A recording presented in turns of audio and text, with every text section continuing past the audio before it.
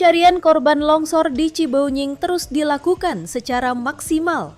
Sebanyak 21 unit alat berat diterjunkan untuk mempercepat pemindahan material longsor yang menimbun permukiman warga. Upaya tersebut membuahkan hasil. Minggu sore, tim SAR gabungan berhasil menemukan jenazah Diah Ramadhani, 17 tahun, di titik pencarian worksite A1. Setelah dipastikan kondisinya, jenazah langsung dievakuasi menuju ambulans untuk proses identifikasi lanjut.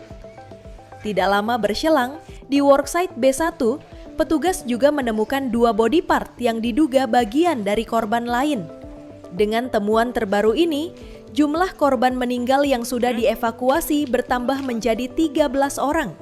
Sementara 10 orang lainnya masih dalam pencarian. Pembagian lokasi pencarian saat ini terdiri dari 1 korban di worksite A1, 3 korban di A2, 3 korban di B1, serta 3 korban di B2. Seluruh titik ini terus disisir menggunakan alat berat maupun pencarian manual. Dan yang dicari berapa sekarang? Oke. Mohon izin pimpinan, kami laporkan bahwa pada hari ini tim SAR gabungan telah melaksanakan operasi di 4 worksite dengan hasil pada hari ini kami menemukan 2 tambahan korban dan 2 body part. Untuk 2 body part kami langsung kirim juga ke RSUD Magelang untuk identifikasi lebih lanjut oleh tim DVI. Total berapa? Total semua berapa? Total Yang semua ditemukan? korban meninggal dunia sudah kita temukan evakuasi adalah 13 korban dan 10 dalam pencarian saat ini. Tadi yang ditemukan di worksite berapa itu, Pak? Yang ditemukan tadi di worksite A1 dan worksite A2. Jenis kelamin? Jenis kelamin dua-duanya wanita.